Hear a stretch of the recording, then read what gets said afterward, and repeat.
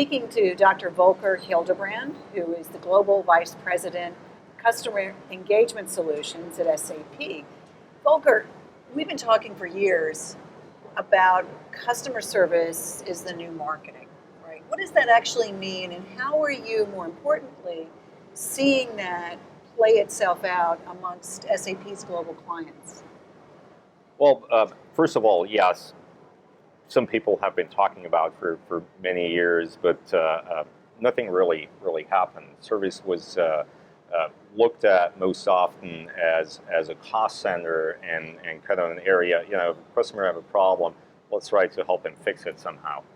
I think this has changed dramatically with the new digital customer who's digitally connected, socially networked, and better informed than ever before, and who, in an instance can basically share negative experiences with a very, very large audience, which means that especially negative service experiences are amplified, and all of a sudden companies realize that, well, maybe we should pay more attention to customer service.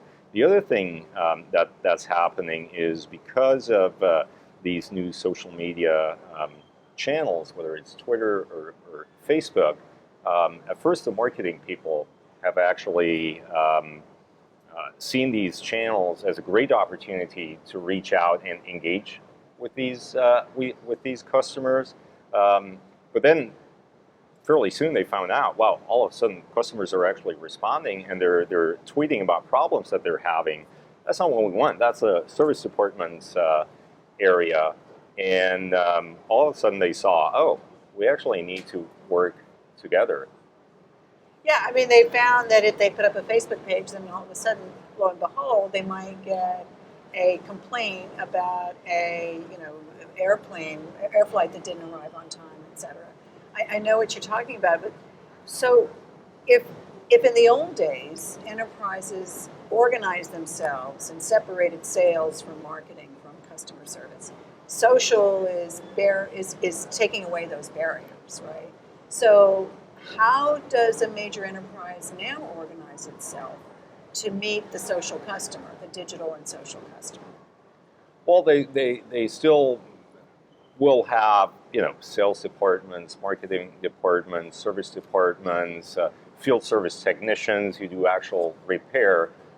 You can't find a single person or individual that can do everything. But what's really important is to align these different organizational silos and break down those silos, introduce, first of all, start to provide a single view of the customer, of the entire engagement and interaction history with that customer, share it across sales, marketing, and service, and also introduce KPIs that are actually beneficial from a customer engagement perspective, and not only focused on, let's say, increasing your call center efficiency or driving down your costs in your chat room.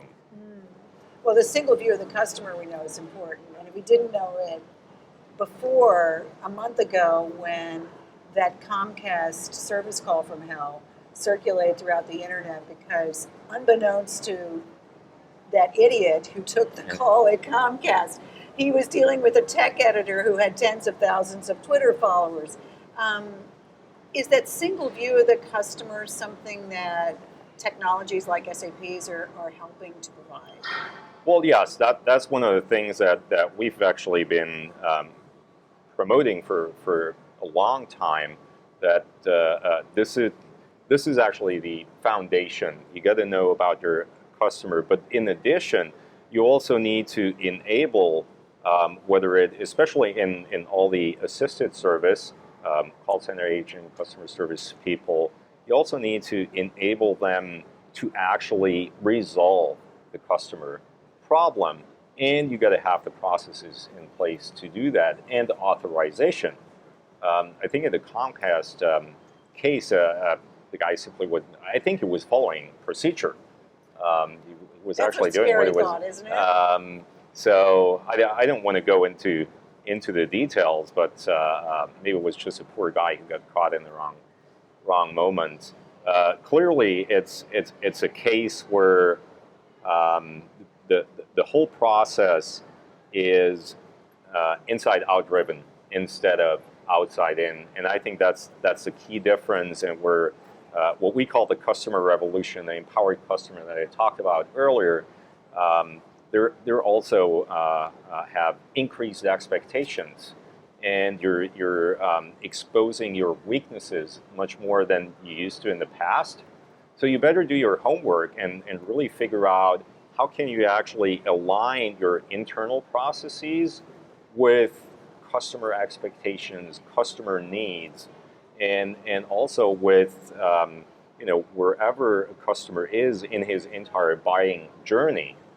And that's also where, coming back to your original question, where service and marketing all of a sudden is blending. If a customer needs certain information and you provide that information, is that marketing, or is that actually good customer service by providing that information to him in a timely fashion and at the time when it really matters to the customer?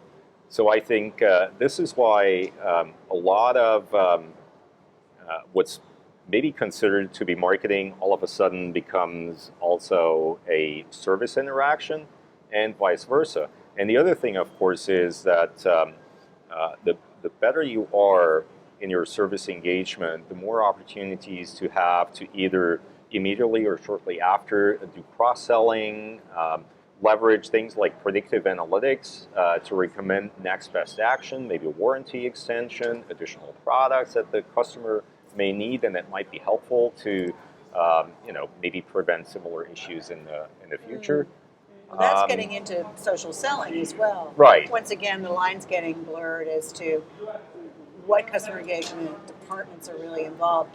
You mentioned earlier, a great example at T-Mobile, right, about really a revolutionization of customer engagement. Can you talk to us a little bit about how they do Well, it? yeah, I think T-Mobile is really a poster child for social customer engagement, and I think they really got it right. One of the reasons because their CEO is behind it. So it's coming all the way from... He's a social guy. Yes, so it's coming all the way from the top, and he understands the dynamics and the power of social media as well, both, and the pros and cons of it as well, the risks and the opportunities. But they really, their approach actually is, they call it listen, engage, resolve. And those are really the three key factors for success. You get to listen in order to figure out what's wrong or identify customers with problems, then engage with them, and finally, through whatever's the right channel, which might be initiated via Twitter, but then you may actually go to phone or chats, depending if there's confidential information that you want to share, like in a financial institution, or it's questions about the billing. So you got to be able to triage the channels from a company perspective, and then last but not least, really have that. You need certain technologies to do that, but that also needs to be tied in your core service management processes, because at the end of the day, if you're not resolving the customer problem, everything else doesn't matter. And they did a really great job in the high 90s in terms of customer problem resolution via social media channels. So that's the pretty old impressive. Days of hose and clothes are over? And, well, pretty much, yes. I mean, I'm sure there's always opportunities in some markets where it's still going on, but clearly, like I said, in the age of the empowered customer, customers are in control. Unless you as an organization figure out how to stay relevant to your customers with the right offers at the right time, the right kind of service at the right time, you're gonna fairly quickly you're gonna become irrelevant, and then you put yourself out of the market. That's the other a great way to close. All right. If I may. No, let's let that be the last word, because I think that you've created a great sermon there that every company should abide by. So thank you so much, Tom. All right, you're welcome. Bye.